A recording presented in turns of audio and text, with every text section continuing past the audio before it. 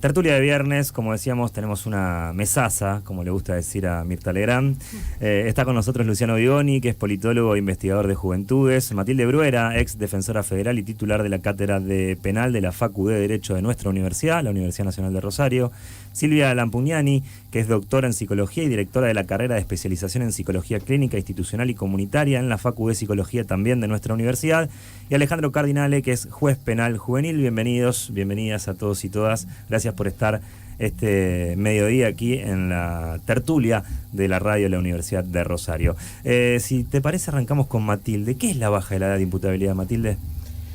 Bueno, en realidad lo correcto es hablar de la baja de edad de punibilidad. Ahí va. Ahí hay una confusión terminológica dogmática, ¿no? De categorías dogmáticas. Pero bueno, la imputabilidad es una categoría distinta. Significaría que los niños no son capaces de comprender la antijuricidad o capaces de comprender que están cometiendo un delito. Hoy no se considera eso, porque hoy se considera que un niño tiene capacidad para comprender las situaciones de su vida de acuerdo a la edad de desarrollo. Pero decidir la no punibilidad es decidir que los niños no son perseguibles penalmente en determinada edad porque el Estado democrático prioriza políticas sociales. Eso es una decisión, la punibilidad es una decisión político-criminal. Y significa eso, que el Estado ha decidido aplicar otro tipo de políticas en primer término y en determinada edad, y recién a partir de determinada edad interviene como último recurso también el sistema punitivo, ¿no?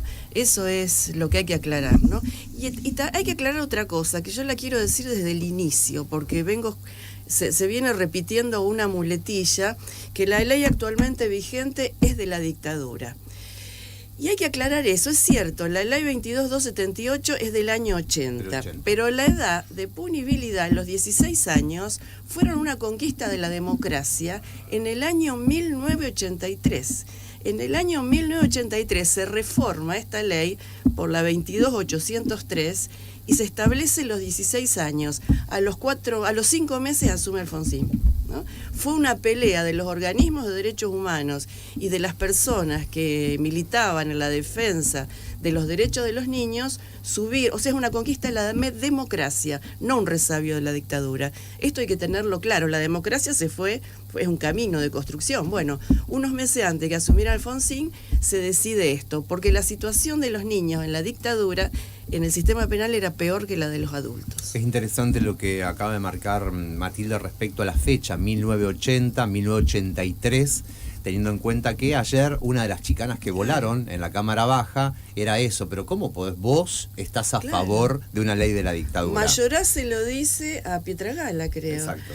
Pero bueno, Mayoraz, yo porque soy vieja, además yo me acuerdo de esa pelea, fue una pelea muy dura, lograr que se subiera la edad de punibilidad, y fue un triunfo de la democracia, como la democracia se fue construyendo con conquista durante la dictadura, si no, no hubiéramos llegado, pocos meses antes de Alfonsín. Entonces, es una conquista de la democracia, no es un resabio de la dictadura, la edad.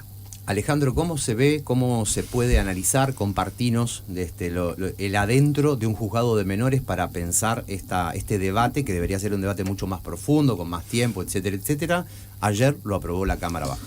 Bueno, en Santa Fe el juzgado de menores desapareció en junio del año pasado. La estructura, el ente judicial, juzgado de menores, existió hasta esa fecha, 20 de junio del año pasado. Actualmente el sistema penal juvenil, el Código Procesal Penal Juvenil, así lo llama la nueva normativa procesal, normativiza de una manera similar el abordaje y la respuesta de las personas mayores de edad con las personas menores de edad sometidas a proceso. Entonces esa cuestión que quizás es técnica y quizás para el afuera es difícil de entender, pero es esa realidad. Hay cosas que cambian en la justicia penal juvenil, claro está, la modalidad, trámite escrito, trámite oral, un juzgado, una OGJ, palabra del Centro de Justicia Penal, y hay cosas que no cambian. Lo que no cambia es la selectividad, es quiénes llegan y quiénes no llegan a ser abordados por el sistema penal en su conjunto. Y digo sistema penal, hablo de la policía en la calle, en esa primera intervención, y hablo luego de todo el andamiaje de funcionarios, funcionarias de distintas áreas, no solo judicial, que conforman la justicia penal juvenil. No es justicia penal juvenil adolescente, sino es con la totalidad de las agencias que conforman el sistema de protección, y no es con la sociedad y la familia. Si no, nos quedamos con un reduccionismo, con un penal chiquitito, con una respuesta penal un poquito menor, un poquito adulcorada respecto de un mayor de edad, lo cual configura uno de los elementos necesarios, es un piso, pero que de ninguna manera alcanza como estándar para decir con esto cumplimos, no con lo que quisiéramos, deseáramos desde una vereda u otra, sino con lo que Argentina se comprometió durante una trayectoria muy larga como Estado en contratos. Vamos a hablar así en términos de lo que hoy se habla: contrato, legalidad, seguridad jurídica, cumplir, el que la hace la paga. Bueno, Argentina se comprometió durante años a cumplir derechos, garantías, protección, trato diferenciado para toda persona menor de edad. Cometa o no cometa un delito, esté sospechado o no de haber cometido un delito. La persona sospechada de haber cometido un delito, o que se la declara autor de haber cometido un delito, de ninguna manera sale del sistema de protección. La respuesta nunca puede estar fuera del sistema de protección. Debe estar incorporada con el sistema penal juvenil, claro está, sí, en el caso de que esa persona esté vinculada con un ilícito penal, pero de ninguna manera esa intervención jurídico-penal del Estado debe socavar una obligación estatal que es indelegable. Bien, en concreto, más allá del formato y de lo que tiene que ver con lo que marcabas, ¿no? Junio del año pasado, para atrás y para adelante. ¿Qué ha sucedido en los juzgados de menores respecto a lo que se ha argumentado? Los menores delincuentes. Se escuchó una y otra vez esta frase resonar ayer en la Cámara Baja. Y no solamente menores delincuentes, como si fuera un pleno, todos, sino también esta cuestión colaboracionista de esos menores con las bandas mafiosas. ¿Cuáles son los casos que han llegado al juzgado de menores? ¿Cuáles son los delitos comunes que llegan? Y también, apreciación personal, si es necesario o no una baja de punibilidad. A ver, es imposible generalizar. Primero, las personas menores o mayores de edad cometen o no cometen delito, están sospechadas o no de haber cometido un delito. Eso no permite encasillar, y menos aún a una persona menor de edad. Acá tenemos profesionales a las cuales seguramente tienen con qué, desde el saber, lo que implica para una persona en formación encasillarla, rotularla. Una vez leía que el diagnóstico en salud mental, el diagnóstico de una persona menor de edad, se escribe con lápiz. ¿Qué quiere decir? Que se puede borrar. Que se puede borrar, que se puede modificar. Entonces, porque si no, muchas veces fija trayectorias, identifica aún más eso de lo que queremos corregir, marcar, hacer ver en términos de la parte de responsabilidad que le cabe, porque se habla de la responsabilización de la persona menor de edad. Pero no se habla de la corresponsabilidad estatal, comunitaria. En eso, a lo que se expuso esa persona menor de edad, al daño que provocó, al daño que le genera en la subjetividad. Una persona menor de edad que comete, ciertamente, de ninguna manera vamos a negarlo, en algunos casos puntuales, muy, muy focalizados, muy individualizados también, fácilmente individualizados, porque son conductas torpes, son conductas que quedan muy a la vista y muy disponibles para una investigación con voluntad y para una respuesta también eficaz. Son conductas muy, muy fáciles. Quiero aclarar que estoy con un compromiso previo, que quizás me tenga que retirar unos minutitos y después vuelvo, por las dudas, para la desprolijidad de este hermoso encuentro. En el viaje traiga alfajores, Doc. Vamos para... Y sí, los hidratos... Vos sabés que los hidratos son necesarios, ¿no? Silvia, vamos para el campo psi. Sí. Dale. Bueno, te escuchamos. Te escuchamos, te conocemos ¿Qué pregunta? mucho. No, pregunta no, escucharte a vos de qué reflexión haces sobre el debate que se dio, que no se dio. Sos protagonista de este debate de hace mucha cantidad de lustros y por supuesto que hoy se reflota, porque lo reflota el Congreso de la Nación con algo concreto. La Cámara Baja aprobó la Cámara Baja, vale la redundancia, la Cámara de Diputados aprobó la baja de punibilidad. Bueno, en principio lo que llama la atención, a mí se me hacen muy audibles las palabras de Mari Beloff, que viene diciendo desde hace muchísimos años que como comunidad no fuimos capaces nunca de hacerles llegar a nuestros niños la protección especial que necesitan. O sea, está muy claro que nuestras leyes determinan que los niños necesitan una protección especial por su condición de dependencia, y que el discernimiento, en todo caso, del que hablaba Matilde respecto de la juridicidad de un hecho o no hace a su responsabilidad única. Cuando nosotros intentamos responsabilizar a un niño, a alguien que está en constitución, lo que estamos haciendo es desresponsabilizando a los adultos que están teniendo que ofrecer las garantías para que ese niño tenga alguna condición en relación a su conciencia de otros, no solamente de sí, y eso se produce por la intermediación de los lazos. Y lo que está realmente atacado en este proceso, nuevamente, es la construcción de los lazos sociales, las intermediaciones que hacen al miramiento, a la empatía, y eso es evidente en este plexo de destrucción absoluta, porque estamos hablando de la baja de punibilidad, pero al mismo tiempo se está discutiendo una reforma laboral que es el camino directo a la esclavitud.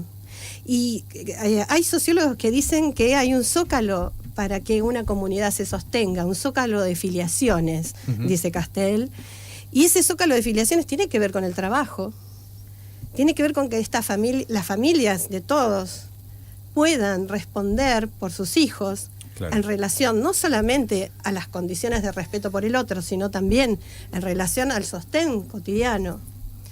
Y entonces, bueno, hay muchas dimensiones de la situación. Yo lo que podría decir desde la disciplina en la que podría, que además mi opinión se basa en una experiencia muy larga, es que ningún niño o niña de 13 años puede responder por sus actos absolutamente, y que dejarlo solo es un ataque a la filiación. O sea, es desentenderse de que esa persona es parte de una serie genealógica de la que los adultos somos responsables. Y esto lo dice de miles de maneras el Código Civil, la Ley de Protección Integral.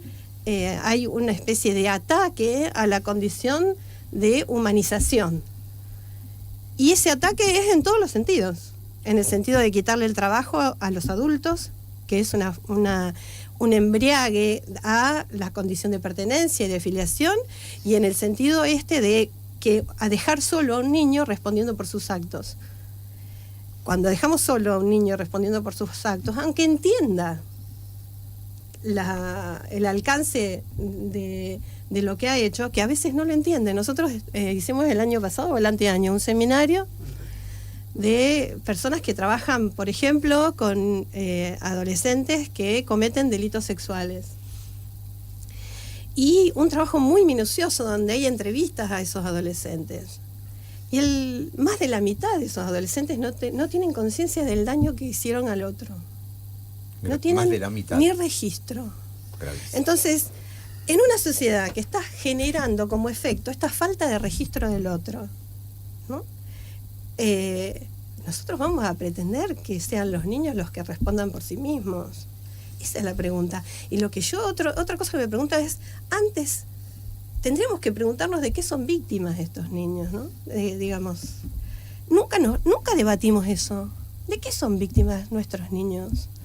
¿qué tienen que soportar cotidianamente? En el barrio, en relación a la policía, en relación a sus familias. Y yo, bueno, ahí les puedo contar, creo que tengo páginas enteras para llenar en relación al sufrimiento al que se somete a las nuevas generaciones.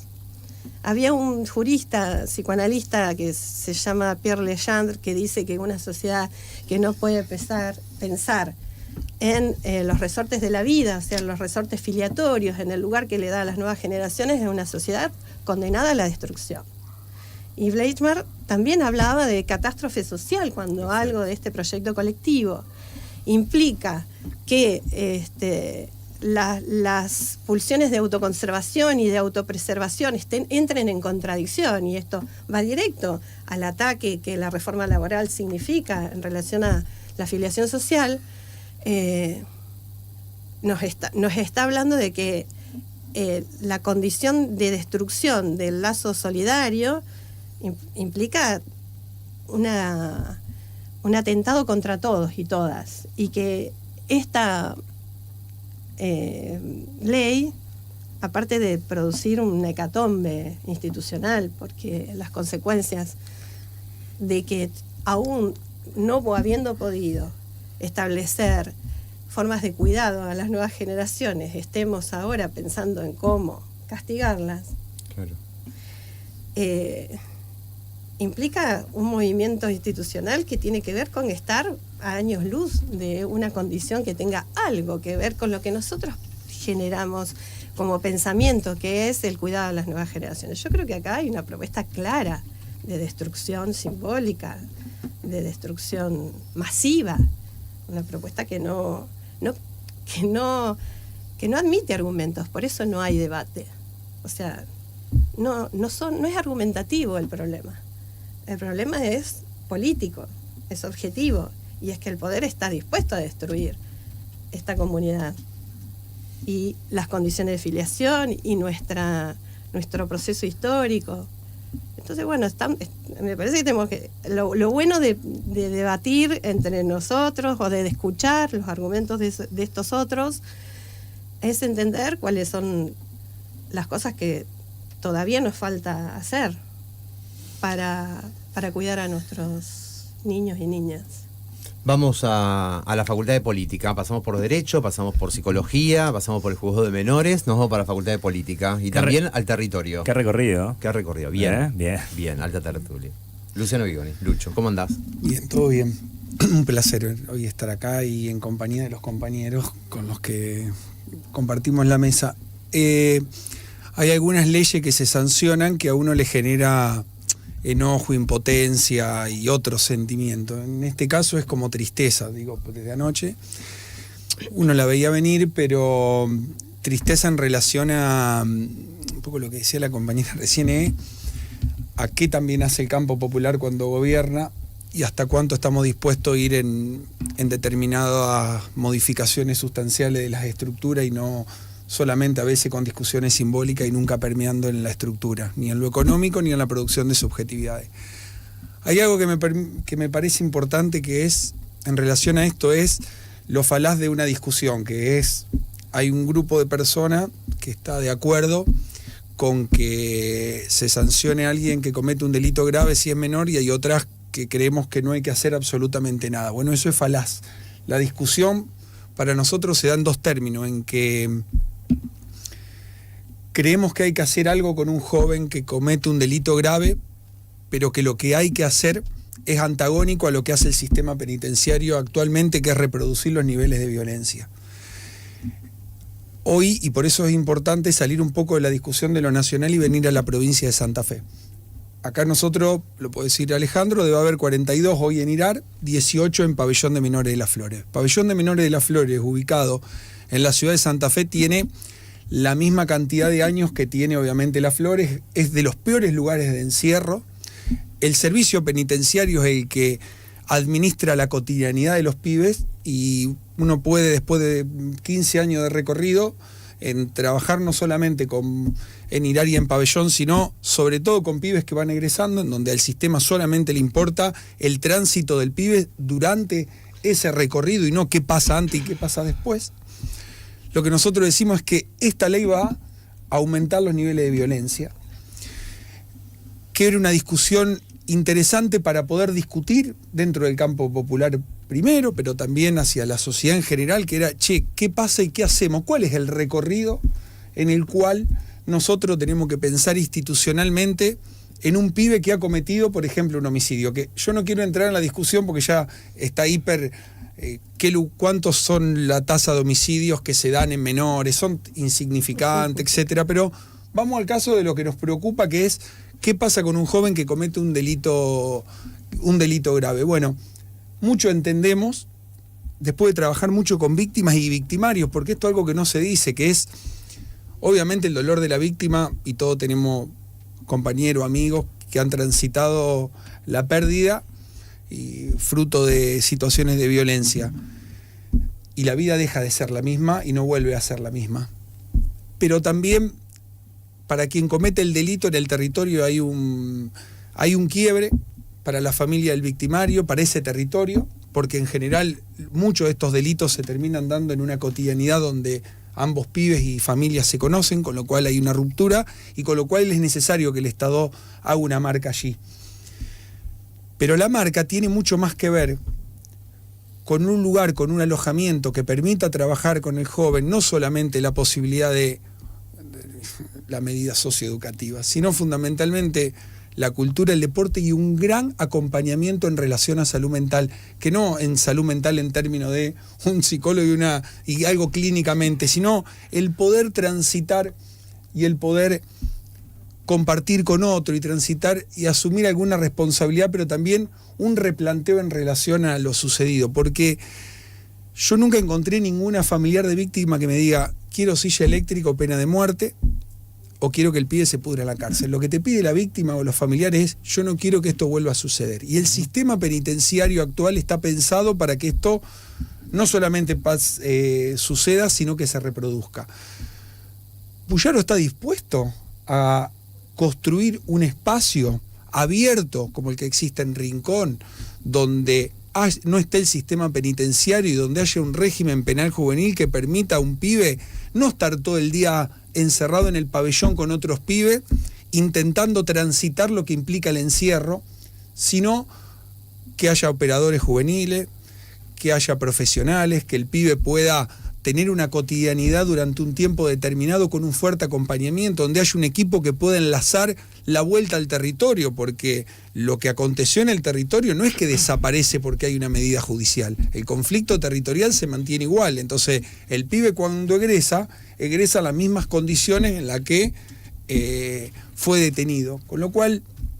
Con el agravante de que fue detenido, lo cual hay un nivel de estigmatización que también empieza a tallar gravemente en los objetivos de ese pibe, vuelvo a decir. Acá hay dos cosas que no se discutieron en lo previo, que es qué lugar tienen las bandas narcocriminales en la reproducción de la violencia, porque hoy estamos discutiendo una ley laboral, por lo menos lo que nos toca, el trabajo en blanco casi es una utopía, la economía popular funciona cuando hay sobre todo mercado interno, y cuando el mercado interno no está, las plataformas oficiales, Uber, etcétera, son una fuente de trabajo, pero también las plataformas ilegales, los casinitos, el préstamo.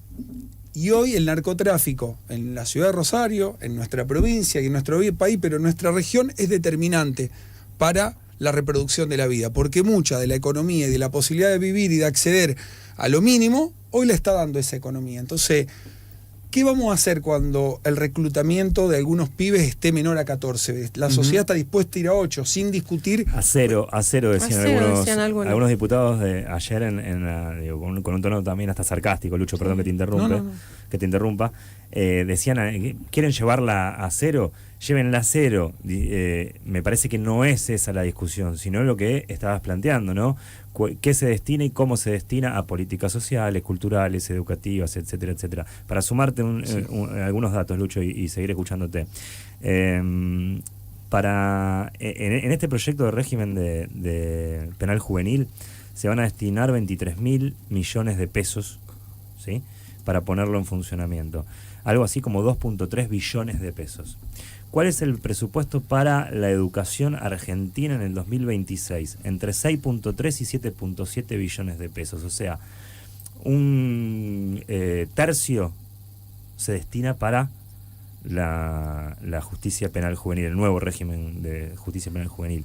Y para las universidades el presupuesto va a ser de 4.8 billones, o sea, la mitad del presupuesto para las universidades se va a destinar para el nuevo régimen penal juvenil, que obtuvo media sanción ayer en la Cámara de Diputados. Digo, ¿no sería mejor destinar todos esos fondos a educación, cultura, deporte, fortalecimiento de los clubes de barrio, distinta infraestructura para los barrios populares de la República Argentina, que se cortó directamente con la llegada de Milei a través del FISU? Digo, ¿tiene que ver con eso un poco también la discusión? Yo quiero, con cualquier funcionario provincial, discutir mano a mano cómo es la cotidianidad de un pibe en Irar. ¿Cuánto tiempo tiene de actividades vinculadas a lo cultural, a lo deportivo y a lo educativo, y a poder acompañar todo lo que tiene que ver con lo subjetivo? ¿Sabe cuánto gana un acompañante? Gana 850.000 pesos. Alguien que labura horario rotativo, que está acompañando al joven, cada vez menos porque no van supliendo reemplazos, sino que el sistema penitenciario cada vez con las capacidades que tiene el sistema, cuando en realidad el nuevo sistema penal juvenil determina que hay una especificidad, con lo cual no debería administrarlo el sistema penitenciario. Sumado a esto, en relación a los intentos de suicidio que vos tenés internamente, porque para un pibe de 16 a 18 años que venía de estar en la calle, en su casa, de estar libre, dar el encierro sin ningún tipo de acompañamiento, lo único que hace es reproducir los niveles de violencia. Los niveles, digo, nosotros en mayores había posibilidad de hacer rugby, de hacer encuentro, de que salgan varios pabellones. En menores es mucho más dificultoso poder compartir los pabellones, o sea, tiene una complejidad mayor. Hoy este gobierno, con los aliados que han votado, vamos a ir a un esquema en donde un pibe de 14 años, en estas condiciones, en el pabellón de menores y en de Las Flores y en Irar, van a compartir celda durante 2 o 3 años, donde, déjame decirte que antes se cumplía algún proceso, vos cumplías 18, el defensor, bueno, había plazos y por ahí quedaba hasta los 19, y bueno, hoy cumplen 18 y un día y van Coronda, Piñero o la Unidad 6, lo que sea, pero no pasa ni un día, y no hay un tránsito de alguien que estuvo con menores compartiendo a que va a compartir un pabellón de mayores. Entonces, lo que me parece que está faltando, más allá de discutir la norma y discutir lo formal y lo legal, es quién va discutiendo el tránsito de ese pibe. ¿Cuál es porque digo, en Argentina no existe cadena perpetua, el pibe va a egresar, digo, para el que no cree en esto, por lo menos pragmáticamente, es una discusión válida, ¿y cuál va a ser el recorrido? Bueno, pareciera que el recorrido no apunta, digo, están cerrando la oficina de la Dirección de Discapacidad, están reconfigurando todos los gastos sociales, es difícil pensar que va a haber un régimen de menores. Hoy escuchaba una nota en otro medio a Miriam Bregman, creo que la escuchamos juntos, Lucho, cada uno en su lugar, pero que compartimos la escucha de esa nota. Me sumo a la escucha, pero en mi lugar. Bueno, que veiste, somos 3 personas de esta mesa que escuchamos cada uno en su lugar esa escucha. Y ponía un ejemplo muy claro sobre una vivencia particular con menores de edad que están dentro de un sistema de encarcelamiento o juzgados penalmente. Un ejemplo que traía su compañera de banca, que es Romina del Pla, que es docente, que ha ido a distintas cárceles o institutos para menores, en los cuales se encontraba con que quienes tienen que llevar adelante el proceso de ese menor, ante una situación de mal comportamiento, la sanción era: no te dejo ir a la escuela. Digo, la escuela que van dentro del propio instituto o dentro del mismo penal. Digo, entonces, ¿cómo sale ese menor después, una vez cumplida la pena? ¿Cómo se reinserta en la sociedad ese menor que el castigo por un mal comportamiento es no permitirle el acceso a la educación dentro del instituto? Se los dejo en la mesa como para poder pensar también Matilde. Eso. ¿Matilde? Sí. Yo creo que estamos viviendo, está bien meter este tema en el contexto de lo que estamos transitando políticamente en este momento, ¿no? Estamos transitando un momento de destrucción de la democracia. Yo sostengo enfáticamente que estamos viviendo en una verdadera dictadura. Esto no es una democracia, porque la democracia no es votar, sino que la democracia tiene contenido sustancial. La democracia son derechos. Entonces, si se destruye el sistema laboral argentino, se destruye la producción, se destruye la industria, se destruye la educación, se destruye la salud y se destruye la infancia, ¿en qué consiste el sistema democrático? Este tema de criminalizar las infancias pobres, forma parte de ese núcleo duro. Y además de esta estrategia de entretenernos en el momento en que tenemos que concentrarnos en repudiar la reforma laboral y la destrucción del mercado laboral, tenemos que estar discutiendo la criminalización de las infancias, ¿no? Realmente es terrible. Creo que no se puede. La criminalización de cualquier persona es el último recurso del Estado, y eso lo dice la Constitución, no solamente de las infancias, de toda la sociedad. ¿Por qué? Porque lo que tiene que dar el Estado democrático son derechos para que la gente no caiga en la comisión del delito, sobre todo las infancias. ¿Por qué más nos conmueve? Porque las infancias son las etapas donde uno tiene posibilidad de incluir a una persona, de incluirla en el sistema educativo, de incluirla en el goce, de incluirla en el deporte, de incluirla en la cultura, de formarla y de ubicarle un lugar en la sociedad. Los niños necesitan un lugar en la sociedad, ¿no? Hay un famoso discurso de Perón que ha circulado en las redes en estos días, en el cual le preguntan, con la terminología de esa época, cómo afrontaba la delincuencia juvenil, y él dice: no tenemos. ¿Por qué no tenemos? Y explica todo el sistema educativo. Explica cómo la primaria gratis, la secundaria gratis, la universidad gratis, y cómo se crean los clubes de barrio, ¿no? Los clubes de barrio y las escuelas Y técnicas. las escuelas, después explica las escuelas técnicas y explica cómo la educación está directamente vinculada al trabajo. Porque están las escuelas de oficio, las escuelas técnicas, la universidad obrera. Son todas relaciones entre la educación y la inserción social. Te escucho, Matilde, y leo un mensaje que llega al 153886677. Dale. Estaba preparada Silvia para hablar, pero me parece que abona este mensaje. No, Silvia, es para sumar. Abona este mensaje a lo que está diciendo Matilde respecto de aquel discurso de Perón. Si hacemos historia, los que tenemos más de 50, recordamos que había muy pocos delitos callejeros. Claro. Andábamos tranquilos, no conocíamos gente asaltada. Todo se desmadró en la década del 90, cuando la sociedad se destrozó. Los jóvenes veían a sus padres y madres trabajar y no poder comprarles un par de zapatillas. Sus abuelos trabajaron para tener una jubilación miserable. Para esa época creció exponencialmente la delincuencia juvenil y callejera. Y manda otro mensaje que dice: el caso exponencial era Robledo Puch. Claro. Digo, para abonar a esto que era el ejemplo de la violencia juvenil, un caso como el de Robledo Puch, ¿no? Era terrible. No, yo escuchaba, hace un par de años, ¿no? Escuchaba a Lorenzo Pepe, un viejo dirigente peronista, que hablaba de su infancia, ¿no? Hablaba de su infancia. Y él explicaba qué significa rascar la olla. Él decía, porque en mi casa se cocinaba a la mañana y a la noche rascábamos la olla. Y yo después hablaba con él, le decía: había familia, había olla.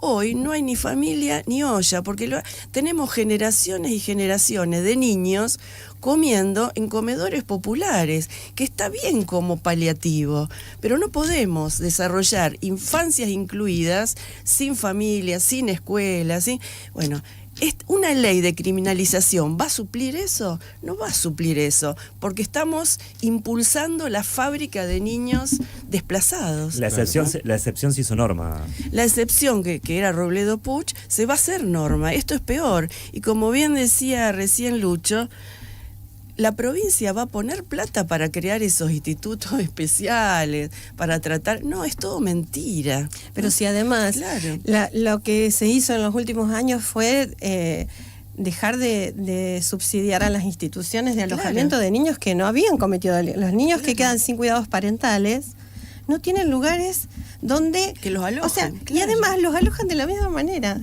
en el sentido de que, bueno, un niño pasa por una medida excepcional a vivir en un ámbito institucional y se acuerdan muchos operadores no, porque están en esa intermediación de los lazos sosteniendo, pero institucionalmente no está previsto que se programe, se apuntale modos de integración social. Y entonces el pibe cuando sale de la institución, entra en la autonomía progresiva.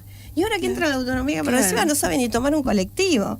Entonces, bueno, ¿qué estamos haciendo? Digamos, por eso digo, ¿por qué no debatimos de qué son objetos? Pero además pibes? Hay un tema que no se discute. Yo creo que es cierto lo que Silvia decía hace un rato, y también Lucho, que somos responsables también quienes hemos transitado toda esta democracia sin solucionar este problema, sin solucionar los problemas sociales y sin crear realmente, legislar un sistema penal juvenil democrático, ¿no?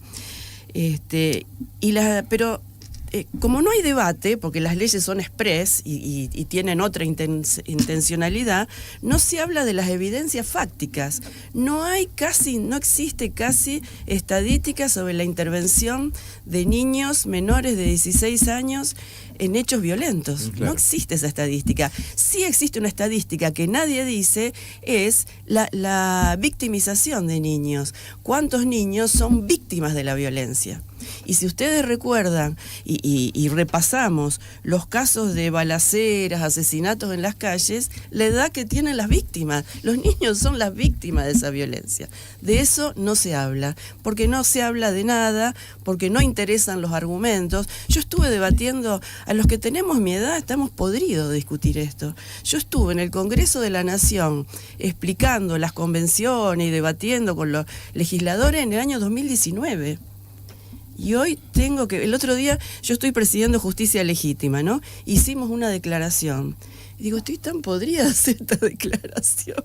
Cada 3, 4 y 5 años. Otra vez. Y otra vez sopa. Yo puedo sumarte algo. Venite, Lucho, casi que... No, quiero sumar algo que no tiene que ver con el tema, pero más tiene que ver con lo que Matilda referenció, que en relación a lo acontecido en enero. En enero sacan el presidente de Venezuela, Maduro, casi como un canario, primera invasión de una potencia extranjera, una ciudad latinoamericana, no pasó nada.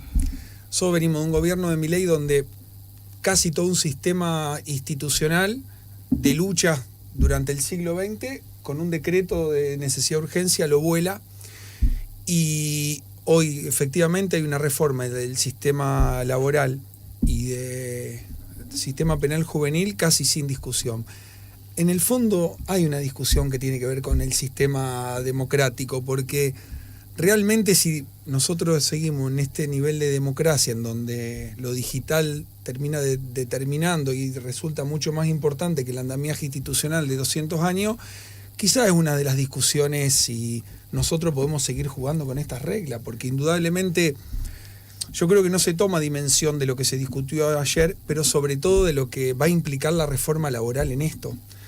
Porque en un capitalismo tan global y financiero como el actual, donde cuesta mucho llevar adelante procesos industriales y donde el único que acumula es el gran capital, pero también el narcotráfico, claro, no es que el fin del gobierno de Milei rápidamente se le va a acontecer un gobierno popular que pone a funcionar lo que desaparece en el Estado no se vuelve a reconfigurar. El IAPIC no existe más, la Junta Nacional de Grano no existe más, las empresas estatales no existen más, con lo cual el riesgo de todo esto, por eso en una nota me dijeron, no, pero vos no podés aseverar que va a aumentar la violencia. Sí, va a aumentar los niveles de violencia en el largo plazo, porque el nivel de encarcelamiento que vos tenés, más bajar la edad de imputabilidad, lo que va a hacer es que vos tengas territorialmente niveles también de reclutamiento mucho más pequeños, y un aprendizaje, un pibe de 14 años que va a convivir en el pabellón o en Irar con alguien de 18, indudablemente eso va a reproducir mayores niveles de violencia. Lo mismo que está pasando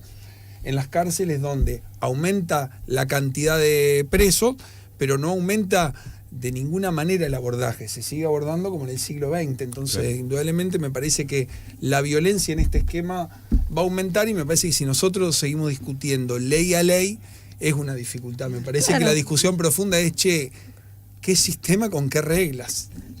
Claro, eso es lo que está atacado para mi gusto. Y es un ataque simbólico, clarísimo para mí, digamos. Por eso ubicar cuáles son los resortes que como comunidad nosotros queremos seguir sosteniendo y apostando para la humanización, para el encuentro con el otro. Evidentemente, Feyerstein dice que el fascismo no es un modo de gobierno, sino la irradiación horizontal del odio. Y hay algo de esa irradiación horizontal que se viene filtrando en relación incluso a estos crímenes resonados, protagonizados por niños. ¿Por qué van a hacer otra cosa si están viviendo cotidianamente y obscenamente espectáculos de dominio puro, de cuál es el más fuerte? Todos los miércoles apalean a los viejos adelante de todos nosotros. Digamos, ¿por qué los pibes van a seguir haciendo de niños inocentes frente a lo que nosotros les estamos ofreciendo como espectáculo público continuo? Constante. Constante. Los apalean en cadena nacional. En cadena nacional. Y no una hay cosa, repercusión. nosotros estamos en territorio. ¿Por qué un niño no va a querer un arma? Si tiene que estar todo el tiempo sometido a la fuerza de alguien que tiene un arma. Ujú. ¿Se entiende? Entonces esperan el arma en el pasillo de la villa, la ansiedad porque van a tener un fierro para defenderse. ¿Y por qué? Porque nadie los defiende, porque están en algún punto absolutamente abandonados a su suerte, porque sus padres a lo mejor están en circuitos parecidos o no, o están absolutamente destruidos por el consumo, que también es algo que es muy difícil con lo que es muy difícil de lidiar. Y además porque hay una desresponsabilización creciente de los adultos para con los niños. O sea, hay una cosa así como que estamos todos en babia. Perdón, Diego, ayúdame, Silvia, con el concepto que arrojaste hace un rato en el transcurso de la tertulia. La mitad de los menores no toman conciencia del acto que cometen. Claro. No, así era. No tienen el registro no del tienen daño. El registro del daño, eso. La cantidad la mayoría de los menores no tienen registro del daño. Ahora que hay una ley, ahora que hay una media sanción, o si esta ley se transforma en ley, ¿van a tener registro? No hay manera de construir un registro desde la persecución del acto, pero además porque aparte de no se persigue el acto tampoco, se persigue a los pibes. Son cosas diferentes. Y entonces, ¿cuál es el mensaje? El mensaje es un mensaje de muerte. O sea, te prefiero muerto, te prefiero fuera de este sistema segregado. ¿Y por qué la respuesta tiene que ser inocente y mansa? De alguien que queda por fuera de todos los circuitos sociales, por fuera del miramiento, a alguien que se lo espera en un lugar de violencia. ¿Por qué tiene que ser adecuada? O sea, perseguir el delito sería perseguir a alguien que cometió un acto. Todavía nosotros no salimos del esquema punitivo por el cual se juzga a una persona por lo que es y no por lo que hizo. Ni siquiera penalmente, me lo pueden decir los especialistas. O sea, se juzga por lo que es. Si alguien consuma, se juzga porque es un drogadicto. Entonces, acá tenemos un problema gravísimo de hace muchísimo tiempo, pero que estas leyes de ninguna manera protegen, sino que consolidan un modelo que es un modelo de deshumanización, un modelo en donde entran muy pocos, un modelo de segregación. Hay un autor que se llama Zafiropoulos que trabaja los atentados de inmigrantes en Francia, que dice que este modelo capitalista de segregación, esto de dejar excluidos, que tiene que ver con la predominancia de la ley del mercado, ¿no? Quien no puede acceder a los bienes no pertenece, lo único que genera es una violencia existencial, suicida y homicida. O sea, que nuestros niños no están respondiendo a lo que le estamos haciendo, porque habría muchísimos más delincuentes. Ahora, que se trate públicamente de los jóvenes delincuentes implica necesariamente que todavía estamos en un paradigma de peligrosidad que no hemos abandonado. Porque estamos juzgando a las personas, no estamos juzgando hechos. No estamos... y entonces, bueno, generando una sociedad punitiva, ¿no?, que cree que la solución es penal. ¿Desde cuándo la solución a un problema es penal? Pero bueno, a mí lo que me preocupa es la legitimidad que terminan teniendo estos discursos, incluso en las clases populares, en quienes son las familias, como vos decís, bueno, no piden la pena de muerte, pero piden que no se repita la situación. Pero también en muchos casos piden que se les saque de encima esto que es un flagelo. Pero ¿de dónde sale la idea de que es un flagelo? ¿Por qué? Bueno, todo eso me parece que nos invita, en principio, a un enojo enorme, que se me nota, pero además nos invita a insistir con dar la batalla en lugares y escenarios donde esto tiene muy poco lugar. Yo tengo un programa en la universidad que es un programa que se mete en los juzgados de familia. Y nosotros dialogamos con los jueces de familia, que son personas que deciden la vida de niños que no están en el circuito delictivo, pero que deciden cosas muy fundamentales acerca de los niños. Y los problemas de familia son problemas muy complejos que están atendidos solamente por abogados, por ejemplo, ¿no? Sí, bueno, y la protección integral. Claro. Bueno, hay muchas cosas. Hay muchas aristas para seguir debatiendo. Eso es lo que queda claro en esta mesa de tertulia de viernes, algo que el Congreso argentino no hizo. Todos estos puntos que se están planteando desde las distintas perspectivas, no fue un debate real, de hecho no fue debate, no hubo un debate profundo, no hubo un debate de días, no hubo debate de hecho hay algunos ejemplos de debate país que fueron súper interesantes. Uno de ellos, lo que tiene que ver con la ley del aborto. Qué rico hubiese sido un debate similar. Licha, Perdón, pero se me vino a la cabeza aborto, eso. matrimonio igualitario, identidad de género. Son debates que el Congreso fue un orgullo argentino, un orgullo de la democracia. La ley audiovisual, la ley de medios. Sin lugar a dudas que estamos perdiendo eso, inclusive digo eso como elemento constitutivo y básico de nuestra democracia republicana, y exigirle a nuestros legisladores, que de hecho la tertulia de hoy arranca con un diputado con nombre y apellido que de hecho podemos ponerlo como ejemplo, ponerlo en discusión. La semana que viene, la próxima, estaremos charlando y espero que pueda venir Esteban al estudio para escucharlo largo y tendido en sus argumentos, su votación, los argumentos de su voto. Lo que sí está claro, y me parece súper rico lo que está sucediendo con nuestros mensajeros, tanto el 153-886677 como el chat de la transmisión en YouTube, también nuestros WhatsApp personales, que por mencionar a Esteban Paulón, generó mucho debate dentro de nuestra comarca rosarina, porque es un personaje conocido y porque además hay expectativas de lo que significa la representación, una carga de responsabilidad en esa representación y yo esperaba tal cosa, por más que no lo hayan votado, ¿no? Aparece esto. Y también algo que creo que es un poco más gravoso, la expectativa plena en un diputado. No. Son 19 en Santa Fe. No, pero no solo 19. Son 19, son 257. No solo 19, Diego. Ayer vino Serrano Alou y dijo en un momento, el abogado laboralista Sebastián Serrano Alou estuvo en nuestros estudios para charlar sobre lo que fue la media sanción de la reforma laboral en el Senado, y en un momento dio una imagen de cómo había sido el resultado. Fue una paliza, claro. Dijo. Bueno, lo de ayer también fue una paliza. Sí. Son 39 votos de diferencia, no es un diputado el que va a balancear o no.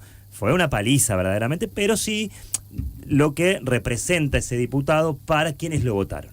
Exactamente. Es eso, nada más. Para que quienes eso lo votaron y para quienes no, porque en muchos casos tal vez yo que sé, hay montones de peronistas que están escribiendo aquí que no acompañaron, seguramente no acompañaron la lista de Esteban Paulón, pero es un personaje político rosarino abrazable. más Sí, allá de que no sí. coincida, no estés afiliado o anclado. O decís, en- este voto lo tenemos de este lado, para los que creen que está mal para bajar los la edad de- poroteos previos, Exacto. para el poroteo previo. Exacto, por eso hablábamos de voto cantado al inicio, ¿no? Estamos tertuleando con Alejandro Cardinali, quien es juez penal juvenil, con Silvia Lampugnani, quien es psicóloga, profe de la Facultad de Psicología de nuestra universidad, también con la profe Matilde Bruera, quien es titular de la Cátedra de Derecho Penal de nuestra querida Facultad de Derecho, ex defensora federal, Luciano Vigoni, también de nuestra universidad, politólogo, investigador de juventudes. Para seguir tertuleando y avanzar, quiero comentar algo que hicimos mención al principio de esta tertulia, que tiene que ver con dos instituciones clave, dos instituciones importantes y también globales, que tienen anclaje en la República Argentina, una mucho más en lo técnico global, diplomático, podríamos decir, más alejada de la realidad, pero sí con mucho diagnóstico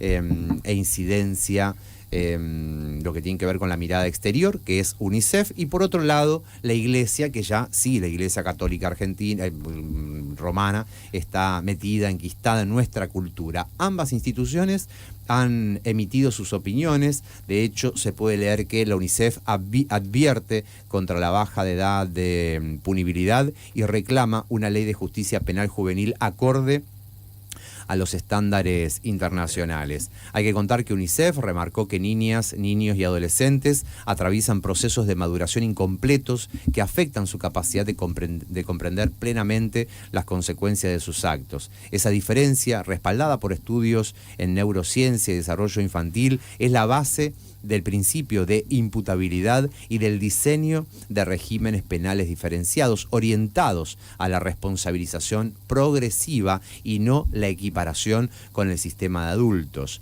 Quedémonos con progresiva, esa palabra que luego les comento algo de la Cámara de anoche. Por su proceso de maduración, dice UNICEF, y de formación incompleto, los niños y adolescentes son vulnerables y pueden ser víctimas de grupos armados no estatales o grupos criminales y sufrir múltiples formas de violación, como ser reclutados, por ejemplo, llevar a cabo ejecuciones, ser objeto de secuestro, venta, trata de personas o explotación sexual, ser utilizados para el transporte o la venta de drogas, transporte o venta de drogas. Quedémonos en esa, que te voy a recordar de una historia en la cual nosotros aquí en el estudio de la radio y muchísimos oyentes terminamos llorando después de escuchar esa entrevista hace 4 años atrás, 2022, cuando escuchamos el testimonio de una abuela que vive en la zona oeste, en Barrio Belgrano, y nos contó la realidad que estaba empezando a vivir su hija y su nieta. También una carta abierta el lunes dirigida a los legisladores argentinos de parte de la Iglesia Católica Argentina. Uno de los puntos principales que marca este texto tiene que ver en coincidencia con lo que acabamos de decir de UNICEF. De hecho, la carta de la Iglesia Católica está firmada, acompañada por UNICEF y también, por ejemplo, entre otras tantas entidades, la Sociedad Argentina de Pediatría, la Sociedad Argentina de Psicólogos, de Psiquiatras, de Magistrados y también de Defensores de Derechos de la Niñez. Habla la Iglesia Argentina sobre un rechazo concreto al proyecto y advierten que no se resuelve el problema, sino que lo va a profundizar. Reducir la baja de imputabilidad no ha demostrado ser una política exitosa en términos de seguridad. En ese sentido, pidieron priorizar políticas de salud mental y de educación, lo mencionabas, hace 70 años atrás hablaban de lo mismo, por sobre el enfoque punitivo. Además, señalaron que la iniciativa responde al oportunismo electoral y carece de sustento técnico.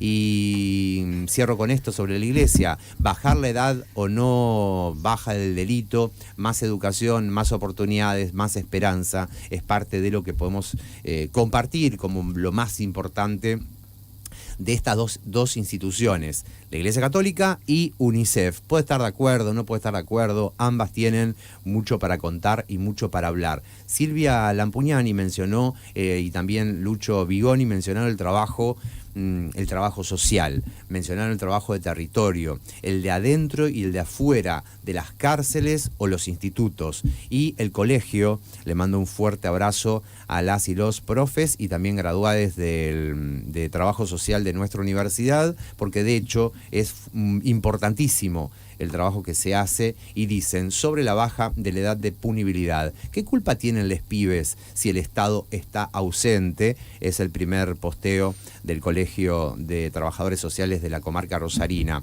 En la implementación del nuevo Código Procesal Juvenil de la provincia de Santa Fe se impone una mirada punitivista del proceso penal. Además, deja entrever una concepción de adolescente asimilable a riesgo, lo que recién decía nuestra psicóloga tertuliana. Los tiempos de intervención que requiere la escucha real de las niñas o adolescentes se resignan en pos de los tiempos jurídicos. También podemos leer que con más o mejores políticas públicas en los distintos territorios provinciales, probablemente esos sujetos no llegarían a la instancia penal. Por eso nos preguntamos, ¿qué culpa tienen los pibes si el Estado está ausente?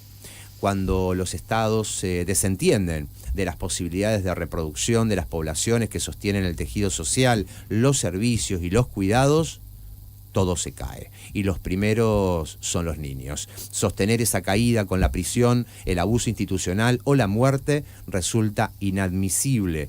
Y siguen diciendo desde el Colegio de Trabajadores Sociales, la obligación del Estado debe ser garantizar distintos niveles de intervención que hoy por hoy la oferta territorial no posee. Centros de días, equipos profesionales especializados y categorizados, recursos materiales que desnaturalice condiciones de vidas míseras de las familias, apoyo a las instituciones educativas, deportivas, culturales, ofertas educativas no formales que incluya también a infancias y también adolescencias. Si esto existiera en cantidad, calidad y homogeneidad de recursos en los distintos territorios provinciales, les pibes tendrían oportunidades de elegir y construir un proyecto de vida de calidad. Antes de darte paso, Licha, simplemente comentar que en el marco del debate de esta semana, debate que dimos algunos medios de comunicación, pero que no dio el Congreso argentino, claro está, se revelan por estudios que se han hecho en la provincia de Buenos Aires. Si bien estamos haciendo radio y radiando, haciendo periodismo para la comarca rosarina y nuestra provincia, la provincia de Buenos Aires es la más poblada de la República y se puede tomar como monitoreo, como ejemplo de lo que está sucediendo. Solamente el 2% de las investigaciones penales iniciadas en el 2024 en la provincia de Buenos Aires involucró a personas menores de 18 años, mientras que el 98% correspondió a adultos. Te lo reitero, solo el 2% de las investigaciones penales iniciadas en 2024 en la provincia de Buenos Aires involucró a personas menores de 18 años, mientras que el 98% correspondió a adultos, dato, no opinión. Alejandro Cardinale tomó el micrófono. Sí, tenía ganas, me fui un segundo, volví, me avisan si repito, cosa que ya se hablaron para no aburrir. Pensaba, cuando entre seguramente lo que no escuché, manejamos una misma fibra, una misma visión, seguramente voy a estar de acuerdo, pero me acordaba de Rodríguez Alzueta, un criminólogo que hablaba el año pasado un texto así, que cuando te mueve a quienes estamos en una vereda, son los más interesantes. Y bueno, habla de la pereza ideológica, de la pereza política. Si vemos, tenemos esta verdad. Una cosa es la bandera, llamémosle no a la baja. Esa es una bandera que la seguimos y la ponemos dentro del debate, de la intervención pública, haciendo política cada uno desde nuestro lugar, judicial, social. Bueno, y lo interesante es cuando se pueda dar un debate en la misma vereda. Quería aportar al ciclo Comité de los Derechos del Niño, que depende de la Convención de los Derechos del Niño. Observación General 24 de hace 4 o 5 años atrás habla de que los estados no deben reducir la edad de punibilidad, instando a lo contrario, instando a la suba de esa edad de punibilidad. La Corte Interamericana de Derechos Humanos, en condena que ha recibido la República Argentina, en el controlando a la República Argentina a ver si se cumple esa condena, le ha dicho, modifiquen el régimen penal juvenil. De eso creo que no hay nadie que haya estado en desacuerdo, que había que modificarlo. Y infinidad, red de jueces y juezas penales de toda la República Argentina, una red reciente que se ha configurado, ha sacado un comunicado interesantísimo, el Colegio de Psicólogas y Psicólogos de la segunda circunscripción, con preguntas así muy más que pregunta, con verdades, qué nos pasó como sociedad para pedir la baja, para pedir que se condene a un pibe de 14 años y que con eso vamos a solucionar algo de lo que nos está pasando. Nada, estoy un poco a flor de piel. Creo que nos está pasando un poco a todo. Hablaba de algo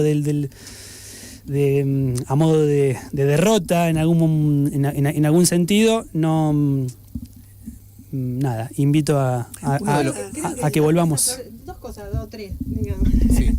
Una es que esa flor de piel tiene que ver con la conciencia de que cuando algo se destruye lleva muchísimo tiempo volver a construir. O sea, nos cuesta mucho en los territorios, en los lazos, reconstruir lo que esta gente destruye tan rápidamente. Claro. En los 90 ya nos pasó, ya estamos, todavía seguimos con las secuelas de lo que fue esa cuestión devastadora, ¿no? Para las familias, para las pertenencias, para los lugares, para la educación, para las escuelas. Ese ataque contra un proyecto de país, ¿no? Pero escuchaba así como detalladamente los argumentos de UNICEF y me preocupa un poco también el argumento. No me preocupa lo que dicen porque estoy de acuerdo, pero me preocupa el argumento porque están hablando de procesos de maduración, están hablando de neurociencia, como si fuera químico el asunto, ¿no? No fuera social. Me preocupa que la Iglesia avale eso sin interrogarlo, porque bueno, la Iglesia Católica es la única institución que tiene un observatorio de niñez y adolescencia argentino. O sea que es la única institución que sistematiza la información, lo cual es una deuda bastante importante. Tendría que hacernos un poco de ruido esto, ¿no? Pero lo que me preocupa es esta declinación de la dimensión social, que es la que construimos todos y la que está realmente en vilo, la que está realmente atacada, con esta implantación de discursos que abren la puerta a condiciones, a la patologización, a la medicalización, al consumo de... porque bueno, si es neurocientífico podemos encontrar algún remedio, ¿no? Claro. Cuando leí neurociencia, automáticamente me apareció la imagen de un psiquiatra operando en la solución. Claro. Digamos, hay algo de la integralidad que se pierde en ese discurso, me parece. Y no es menor esto que señala Silvia, porque tiene que ver, por eso yo aclaraba al inicio el término imputabilidad y punibilidad. Cuando se supera el concepto de imputabilidad, lo que se reconoce es el niño como sujeto de derecho. Y eso fue un puntal en la democracia, claro, ¿no? Pasar del sistema tutelar, donde el niño era un objeto a modificar, a pasar a reconocer al niño como sujeto de derecho, fue toda una lucha en nuestra sociedad. Y hoy, por supuesto, que estamos todos sensibilizados. Yo no me siento derrotada porque todavía tengo ganas de pelear. Me voy a sentir derrotada porque soy peleadora. Mira, a pesar de los años que me ha endilgado acá. Me tiró mal, sí, pero lo voy a atajar. Me hago cargo. Lo que sí he superado es la edad de punibilidad. Eso notoriamente lo reconozco. Pero sí, yo quiero contar algo, una experiencia, si hay tiempo, muy breve. Sí. Cuando yo era defensora pública en los tribunales federales, no había defensores de menores, por lo tanto nos tocaban las defensas. Y cuando aparecen los búnkers, la mayoría de los que atendían los búnkers eran niños, a veces niñas, pero en general niños, varones. Puedo dar fe porque dentro de mi carrera como periodista me ha tocado ir a cubrir cuando se hacían esos allanamientos en búnkers, que llamaban a la prensa con el jefe de drogas, que después estuvo involucrado en el narcotráfico. ¿Ahí te conocí en el oeste o estabas con un...? Con el móvil de Canal 5, sí, efectivamente. Y ahí nos conocimos con Lucho, y en uno de esos allanamientos me tocaba ver que eran niños los que estaban sentados contra una pared, que los habían sacado del encierro del búnker, que era desde un agujerito muy chiquitito en una pared, recibían el dinero y daban la cocaína, marihuana, lo que comprara el consumidor, tapados, en medio de un operativo, tapados, sentados contra una pared, tapados para que no se los pueda ver, y eran niños, no eran ni siquiera adolescentes. No, eran niños. Y era tan repetido el tema que nosotros hicimos un planteo de, por lo menos con los punibles, de trata de personas, porque me acuerdo cuando yo lo planteé por primera vez se me reían, pero era una explotación, porque la ley de trata de personas dice que cuando una persona cometiera un delito en un marco de trata no es punible. Entonces nosotros pedimos la absolución de todos los chicos por eso. En general los jueces, ni los fiscales ni los jueces aceptaron el planteo. Uno solo lo aceptó transitoriamente. Pero era más claro que una situación de trata, niños encerrados en los búnkeres, como 15 horas, sin poder ir al baño, haciendo las necesidades dentro de los búnkeres, con un plato de comida como un perro, que le pasaban a la mañana y entregaba la cosita en los paquetitos que vendía en la ventanilla. Encerrados del lado de afuera. Si mal no recuerdo, del lado de afuera. Y después eran los que iban presos o a los que los mataban. Por eso digo, esa violencia no se ve. Y el sistema penal, esto lo quiero decir también, tiene dos caras. Una es la cara académica, donde dice que el sistema penal persigue por igual, por el principio de igualdad, y persigue no a las personas, sino a quienes cometen actos ilícitos. En la realidad nunca funcionó como enseña la academia. En la realidad es selectivo y persigue la pobreza. Alejandro. Recuerdo en esto, la Defensoría de Niñas, Niños y Adolescentes emitió un documento, la Defensoría de la provincia, poniendo esa verdad que quizá no se tradujo, no se cristalizó a nivel jurisdiccional, pero sí es un documento interesante. Pensaba en estas vigías, en esta marca de época. Era evidente ver ese lugar físico, la mirilla, el lugar donde ingresaban. Hubo muerte, hubo chicos asfixiados porque quienes estaban del lado de afuera que querían ingresar o para ocupar, porque si mataban al que ocupaba ese rol, el matador iba a cumplir ese rol, era para que el organizador le dé el laburo o para, en el grado de desesperación, de abstinencia, tener lo que no tenía por medio del dinero. Por medio del dinero o obtenerlo a la fuerza y hubo trágicas muertes, asfixiados los chicos ahí dentro, de los cuales hoy el tejido de estas organizaciones se despliega con otros recursos, con otros medios, que quien quiera verlos son fácilmente visibles, no están en una mirilla, no están en ese estilo de búnker, pero son fácilmente observables. ¿Cambió el formato, Doc? Totalmente. El formato de cohesión de la criminalidad cambió. Cambió ya hace años el sentido de la violencia. La violencia era instrumental en un momento para garantizar principalmente el comercio de estupefaciente, que también tenía el polirrubro de la cuestión inmobiliaria. Expulsaban de la casa a una familia para, en algunos casos, alquilarla o venderla o ponerla como búnker. Se transformó la violencia como una mercancía en sí, claro, como una mercancía asimilable, y pensaba en esto de obtener, propio del sistema capitalista, el tener para ser, que en algún momento fue la zapatilla, la gorra, la moto, la ropita con marca. Y si transformamos a la violencia en una mercancía también que nos constituye, también tener la violencia para ser, que se transforme en algo que, bueno, esto de lo que tan vapuleado fue ayer un diputado nacional cuando cita a Rengoyeta, el texto de González, de César González, cuando dice: yo al robar, al hacer,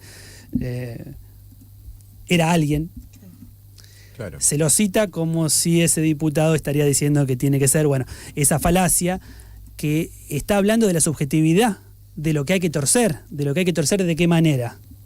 Metiéndolo tras las rejas junto con otros pibes con una trayectoria similar, o recibiendo el trato de violencia que va a reproducir. Y reforzando aún ese rol y poniéndole más cartel, porque, ojo, que si no intervenimos con un sentido desde lo penal, reforzamos y le damos más cartel y más, entre comillas, poder a esa constitución subjetiva. Digo, torcer se tuerce con escucha, se tuerce con futuro, esa trayectoria, esa vida. Con inscripciones sociales, no con mercado. Y hay que sostener a ese pibe y esa piba cuando en algún momento le cae la ficha de lo que hizo, digamos, porque ahí llega un desplome muchas veces, que si no hay un acompañamiento, más allá del necesario acompañamiento profesional en todos los ámbitos, tiene que haber un tejido social que sostenga. Recordaba en una de los encuentros ahí en la Facultad de Psicología, que era entre la cárcel y el manicomio, ahí que discutíamos con palabras distintas. Ley, cuando dice un abogado que dice ley, el psicólogo, el psicoanalista que dice ley, culpa. Quizá la discusión no se traduce en lo académico, sino se traduce en el tejido social.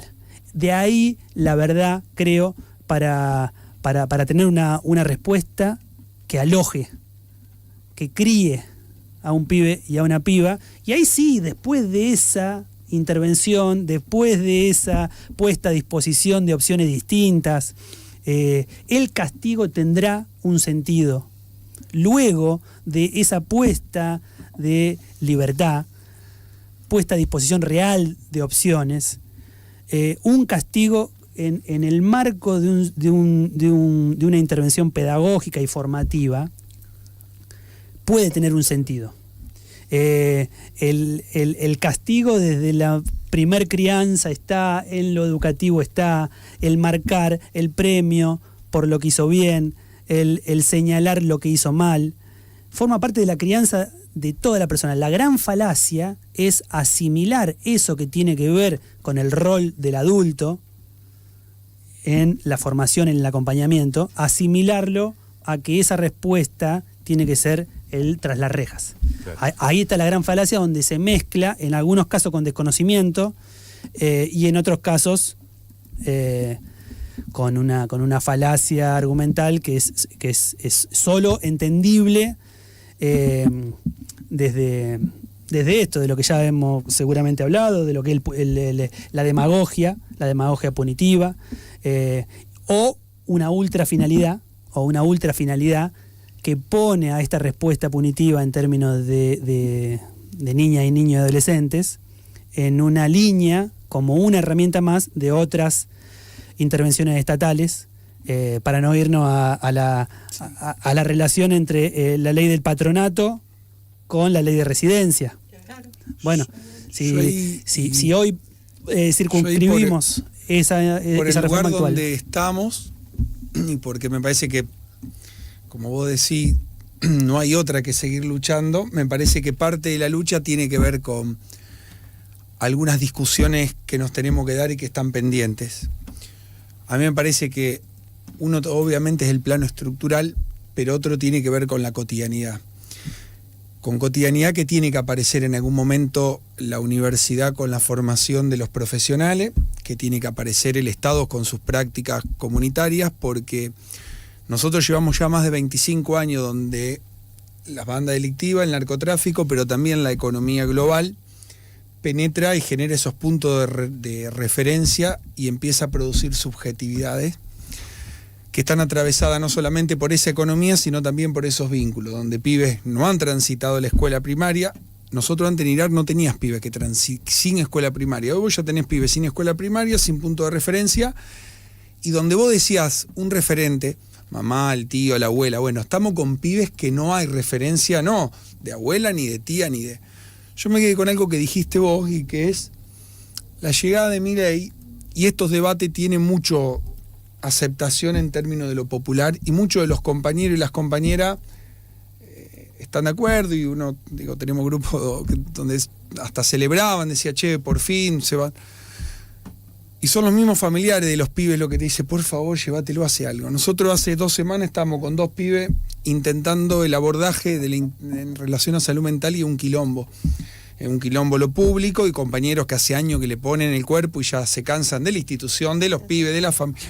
Lo mismo pasa con el sistema penal juvenil. Entonces hay algo que tiene que ver con el abordaje y con qué tipo de instituciones, que si nosotros no lo empezamos a discutir, la derecha siempre es mucho más fácil, porque es maximizar ganancia, entonces se ponen de acuerdo en 2 minutos, y bajar edad de imputabilidad, preso todo lo pobre, y yo con eso se resuelve. Nuestro campo es más difícil porque el cómo tiene sentido. Ahora, en relación a salud mental y en relación a las violencias atravesadas por los pibes, nosotros hacemos agua, porque el laburante comprometido que le pone el cuerpo en general gana poco, es poco reconocido, y llega un momento que empieza a odiar a la institución, empieza a tener dificultades para acompañar al pibe porque se queda solo con la situación. Entonces, hoy territorialmente, salvo los clubes que tienen para sostener las cuotas, muchos de los clubes quedaron en 300 clubes en Rosario, muchos de los clubes en mano de narco, otros clubes la comisión directiva para hacer cumpleaños, festejo de 15 o lo que sea.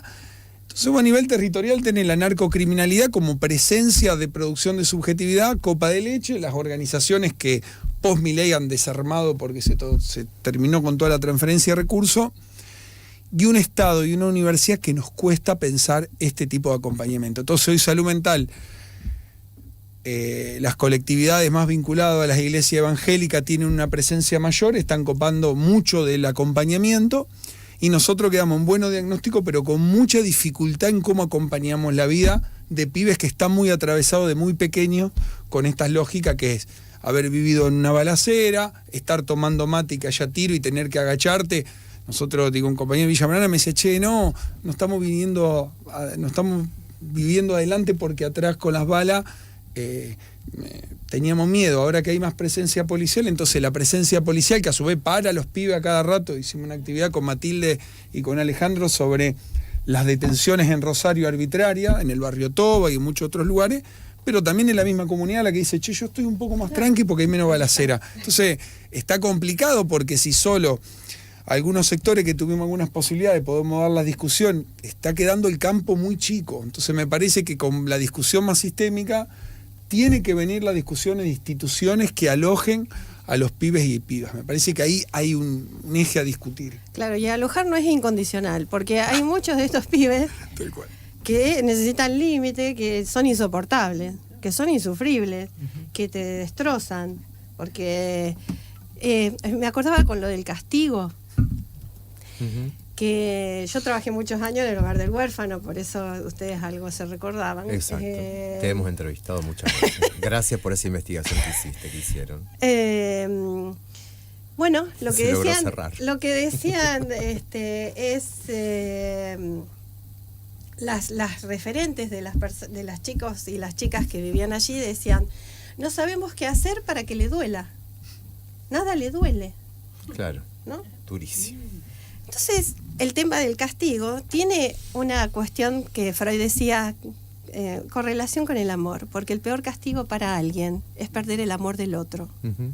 Ahora, si el mensaje de esta sociedad es que me chupa un huevo lo que te pasa, te quiero muerto antes que, digamos, como en el tiempo del patronato, que si nosotros revisamos, antes de que vos seas traidor de la sangre que te crió, te prefiero muerto, decía uno de los referentes de la asamblea aquella de 1919. Si el mensaje es ese, ¿por qué amor van a...? Digamos, no hay castigo que ponga algún límite, el castigo no pone límite. El castigo, decimos nosotros, lo que hace es alimentar el goce. Lo cual lleva a que cada vez tengamos que castigar, o sea, esto que decían, más duro. Claro, el castigo y no cada vez más encontramos duro, cómo, más porque el doloroso. límite no está en el castigo. Claro. El límite está en el lugar de cada uno y de lo que cada uno puede hacer en función de esa ley simbólica que es que todos estamos subsumidos. Ahora, si tenemos un presidente que dice cualquier cosa, que ataca a cualquiera públicamente y que eso no tiene consecuencias, digo, nosotros creemos que esto es gratuito en relación a la transmisión de esa ley simbólica del ordenamiento. Creemos que niños que están muy solos porque sus padres no pueden acompañarlos pueden hacer algo con eso. Entonces hay un punto ahí en donde coincido que ubicar que hay actos que tienen consecuencias es un punto de transmisión muy importante y muy ordenador. El tema es cómo acompañar el proceso por el cual un pibe o una piba puede darse cuenta de cuáles son las consecuencias de lo que hizo. Y vos lo que acabas de decir es justamente que no tiene nada que ver con el castigo. Tiene que ver con la asunción, con la posibilidad el proceso de responsabilidad y de responsabilización, que es lo que se dice. Así como a vos, cantora, que es lo que quiere hacer esta ley, cuando en realidad lo que se desconocen, cuáles son los mecanismos que un sujeto tiene para asumir las consecuencias de un acto que tienen que ver con la responsabilidad.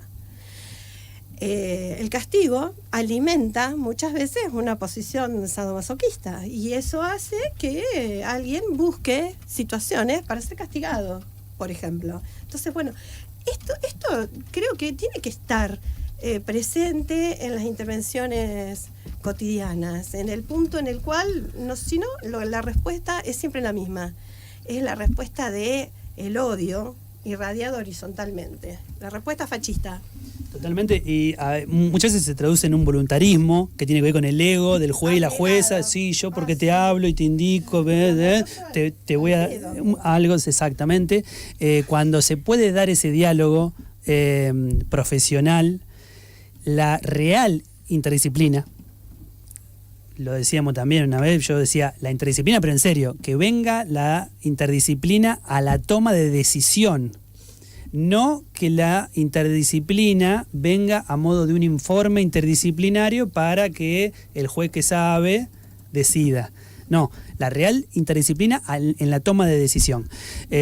Identificar el goce del deseo, cuando lo podemos hacer, ahí la intervención, ese gran otro estatal, para ponerlo en términos de Foucault, digamos, cuando podemos identificar que hay un registro, que ese sujeto tiene un otro con el cual dialogar, tiene una identificación hasta física de su límite corporal, que muchas veces tampoco lo tienen, si podemos identificar eso, ahí hay con qué.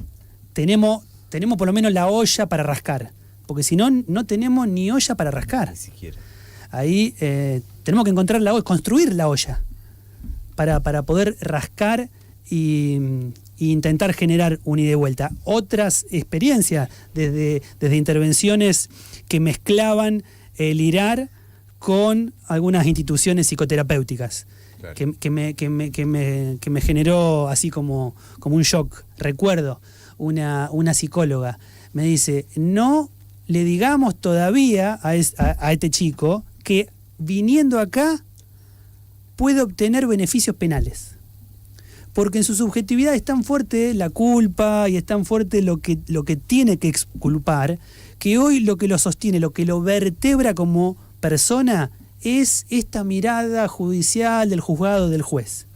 La posibilidad para este adolescente, era un caso muy concreto, pero la posibilidad que este adolescente, que haciendo bien las cosas le pueda salir esto que lo constituye, lo puede llevar inconscientemente a exponerse nuevamente para recibir el castigo que todavía está necesitando. Pasa muchas veces en salud mental, pasa en la respuesta criminal, que se exponen muchas veces al poquito de estar cerca de obtener la libertad. Justo ahora hiciste todo bien y justo estás a punto de obtener la libertad y te la mandás de nuevo. ¿Qué hay ahí que se reitera? Bueno, muchas veces la respuesta... ¿Qué es la única vez que el Estado se ocupa de él? Ahí está. Bueno, Ahí está. eso es lo otro. Bienvenida a las aguas. La pregunta es, ¿el Estado está ausente o está presente? Está presente de esa Muy forma, tempranamente, desde la punición, desde la presencia policial, desde la golpiza, la vuelta a la esquina. Te comparto un texto de tu colegio, del colegio de psicólogos. Uno de los posteos que tiene, les recomiendo a todas y todos que ingresen a Colegio Psi 2DA, que significa Colegio Psicólogo Segunda Circunscripción. Colegio Psi, si pones Colegio Psicólogo te va a aparecer rápidamente el de la ciudad de Rosario. En la segunda o tercera placa sería el tercer, cuarto párrafo del texto que tienen publicado, que han enviado a principios de esta semana, dice lo siguiente, justamente en referencia a lo que estaba marcando Silvia. Si frente a un delito grave la respuesta estatal es la reclusión, y ahí viene un detalle que no es menor, si frente a un delito grave la respuesta estatal es la reclusión en lugares aberrantes y crueles de hacinamiento, se produce más de lo mismo, y entonces podemos decir que esto vuelve a pasar en el sentido de repetición de la violencia. Sin alimento, sin abrigo, sin techo, sin salud, sin educación y un trato humanitario, no hay seguridad para nadie.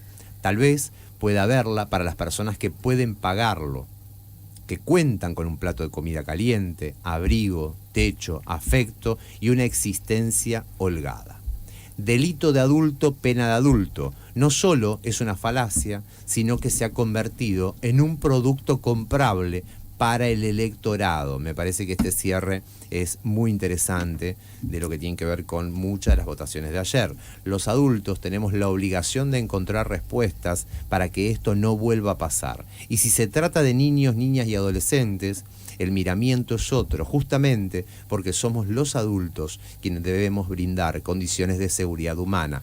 Una respuesta que castiga más temprano es un abandono más temprano también. Y continúan distintos posteos, en este caso les recomiendo que ingresen a la cuenta de redes sociales del Colegio de Trabajadores Sociales, el Colegio, en este caso, de Psicólogos, también la Sociedad Argentina de Pediatría, te decía antes, UNICEF, la Iglesia Católica, y ahora Amnistía de Argentina dice lo siguiente.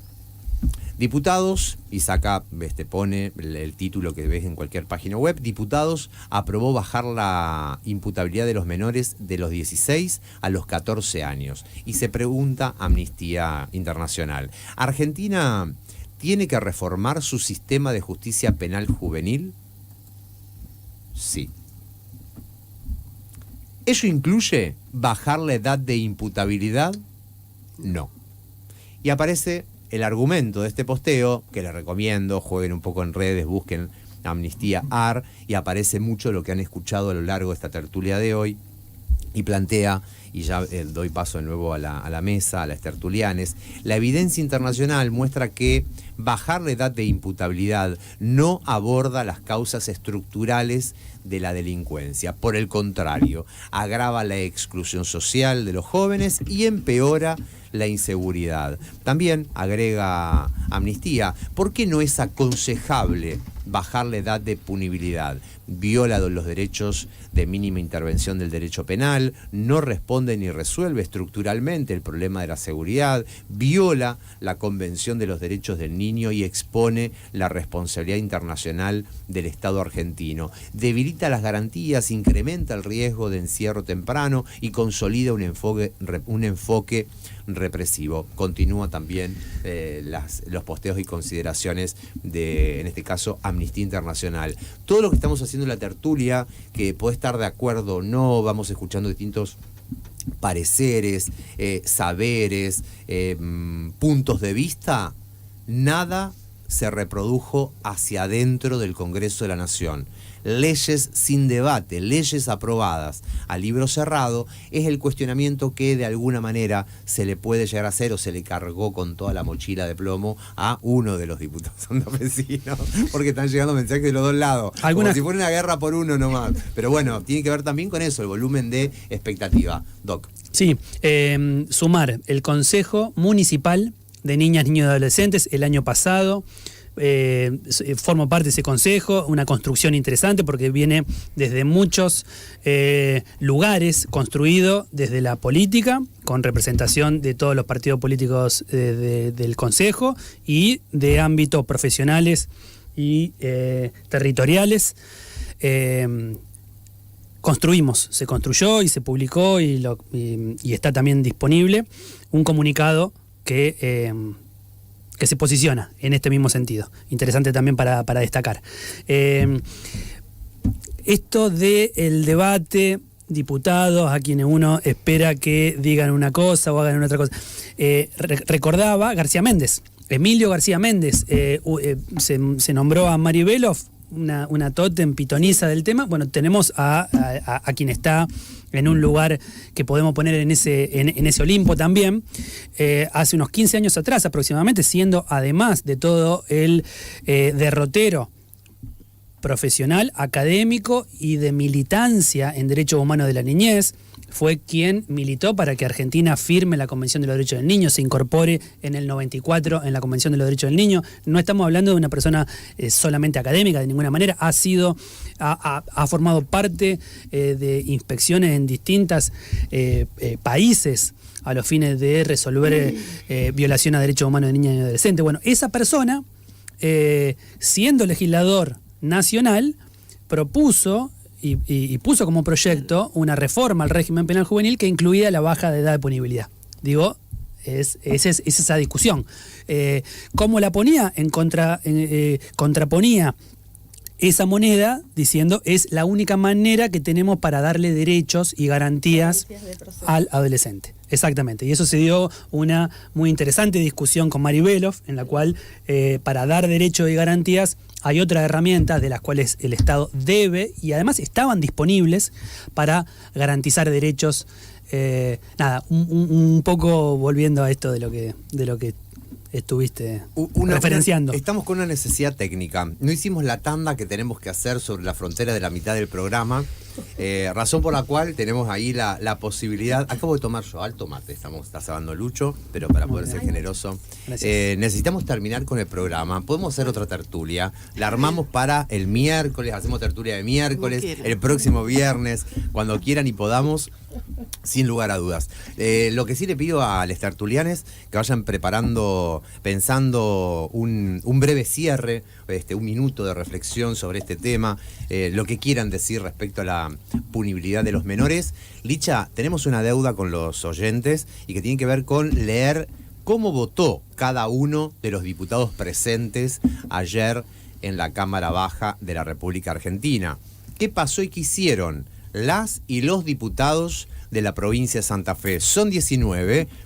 ¿Quién votó a favor de la baja de la punibilidad de los menores de 16 a 14 años? Bueno, votó a favor La Libertad Avanza y Provincias Unidas. Cuando hablamos de La Libertad Avanza, hablamos de Rocío Bonacci, Alejandro Bongiovanni, Romina Díez, Nicolás Mayoraz, Agustín Pellegrini, Valentina Ravera, Juan Pablo Montenegro, Yamile Tomasoni y Verónica Razzini. Cuando hablamos de Provincias Unidas, hablamos de Pablo Faría, José Núñez, Esteban Paulón y Gisela Escaglia. ¿Ellos votaron? En contra, todos ellos votaron a favor. En contra de la baja votó Unión por la Patria. Karen Tepp, Agustín Rossi, Diego Giuliano, Florencia Cariñano, Germán Martínez y Alejandrina Borgata. Son los 6 diputados por Santa Fe que votaron en contra de la baja de edad de imputabilidad. El resto de los diputados, que son 13, que representan a La Libertad Avanza y a Provincias Unidas, votaron a favor. Estamos en viernes, tertulia de viernes, estamos cerrando, escuchamos un minuto de reflexión final de los tertulianes, hermosa tertulia de hoy. Hoy está arrancando el carnaval. Si fuéramos un poco más católicos aquí en esta mesa, haríamos el ancla correspondiente que tiene que ver con la cuestión del calendario y el onomástico católico, pero no, de ninguna manera. Para nosotros es fiesta, es liberación, es los cuerpos al aire y compartirlos con todas y todos. Y este fin de semana hay carnaval por todos lados en la ciudad de Rosario. Buscá la data, sumate a los carnavales. Estás habilitado a mostrar tu cuerpo, a bailar de punta a punta de la ciudad de Rosario. No le pidas permiso absolutamente a nadie. Y hay uno que te recomiendo, el Carnaval de Yarará. Estaremos ahí el domingo a las 18 horas. Arranca el Carnaval de Yarará. Le mandamos un beso y abrazo enorme a Yarará Club, que es el carnaval que antes estaba allí en la Cortada Arenales.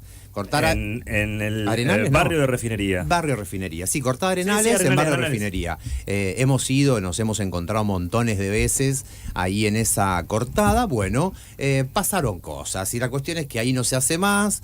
Siempre hay un vecino que se pone la corbata mal puesta. La cuestión es que ese vecino hizo que se modifique el lugar, pero la existencia del Carnaval Yarará continúa. Y va a ser este domingo desde las 6 de la tarde en el Macro, en la explanada del Macro, donde podemos decir Oroño y El Río. Hay un montón de actividades, de ofertas, que por supuesto te recomiendo que nos encontremos ahí o que busques en IG la data de ese carnaval.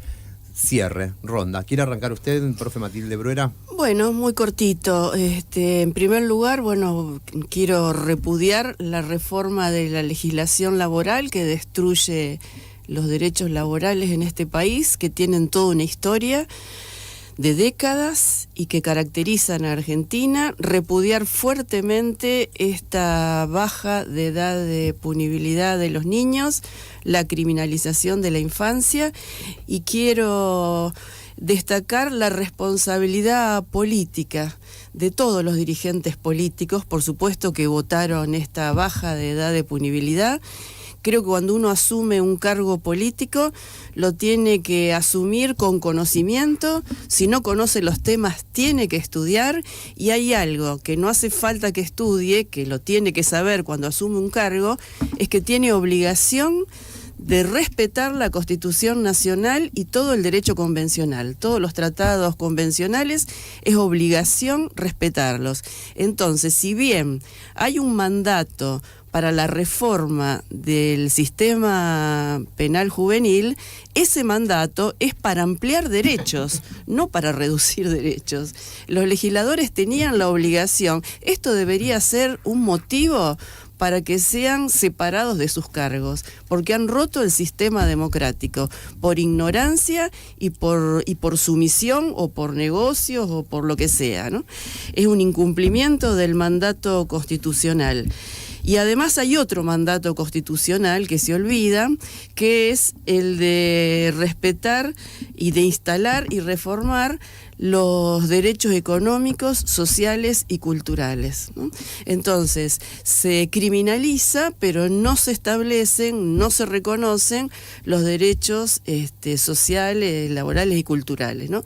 Creo que por eso la clase política tiene una gran responsabilidad, sobre todo, por supuesto, los que han votado en contra y los que se han dejado correr con la vaina, ¿no?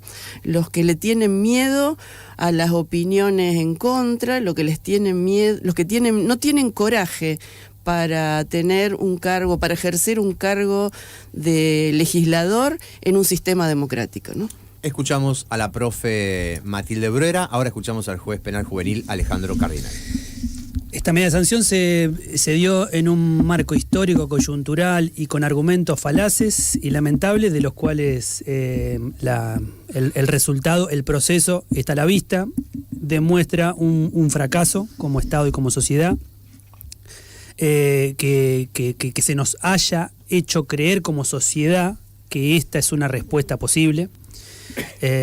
Esto es, y las eventuales falencias, culpas que quienes pregonamos por los derechos y garantías de la función y la ampliación de derechos y la igualdad de derechos, las haremos, obvio. Hoy es la lucha, es intentar no bajar los brazos, intentar agruparse para unir voces y generar coincidencias para que este proceso afecte lo menos posible a cada una y a cada uno de los pibes que van a ser los que reciban esta consecuencia. La valentía necesaria, ¿sí? Hablaba Binder, el tiempo de los jueces, el tiempo de los magistrados, hablaba hace un año aproximadamente. No es gratuito muchas veces exponer para quienes se juegan el laburo muchas veces. Están expuestos en lugares estatales muy, muy precarios a no alzar la voz por temor a que la diaria se les corte. Y esa es una coyuntura también que no quería dejar de expresar. Lamentable. Acabamos de escuchar al juez Alejandro Cardinale, ahora vamos a escuchar al politólogo Luciano Vigoni. Bueno, para no repetir, primero agradecer como siempre la invitación, adherir al repudio y a las palabras de Matilde y Alejandro.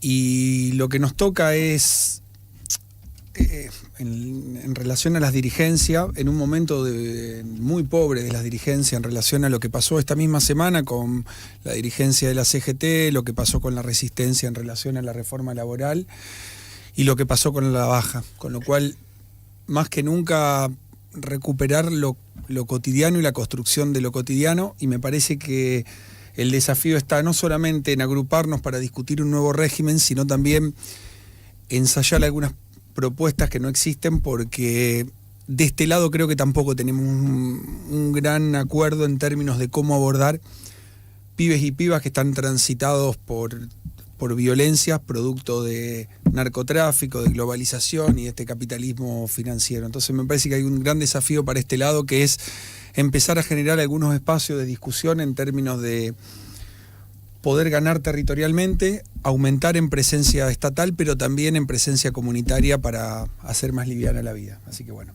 me parece que va por ahí. Escuchamos al politólogo Luciano Vigoni, ahora la psicóloga Silvia Lampugnani. Bueno, me queda muy poco por decir, porque ya adhiero. También llamar sobre todo a la valentía de poder permitirnos espacios de pensamiento común, pero además, sobre todo a mis colegas, a los que no tenemos funciones de gestión, animarnos a entrar en diálogo con los lugares de decisión, ¿no? Que es algo que en general evitamos. No sé si porque no estamos en condiciones de enfrentarlo o porque no nos dan mucho lugar, pero hacernos un lugar. Y es posible hacerse un lugar cuando uno va llevado por una ética que tiene que ver con poner en suspensión el ejercicio del poder, con la ética de también poder preguntarse, no ir a introducir, implantar un saber, sino preguntarse con otros qué hacer. Yo creo que todavía hay mucho por hacer en ese sentido, eso me llena de esperanza, también tener compañeros con los que nos encontramos cotidianamente en esto. Hay una mesa además de enlace en el Colegio de Psicólogos de Infancias y Juventudes que es interdisciplinaria, que se reúne desde hace bastante tiempo, unos 6 años. Que no es el instituto de... Que no es el instituto, es una mesa y que también está produciendo en este sentido, en el sentido de poder encontrarse con realidades diferentes, analizarlas y avanzar en poder introducir un diálogo y también algunos límites a jurisdicciones que no están del todo permeadas en relación a el discurso de las subjetividades, como es el discurso jurídico, por ejemplo. Gracias a todos por venir, por estar, por ser parte de esta tertulia, a todos y todas.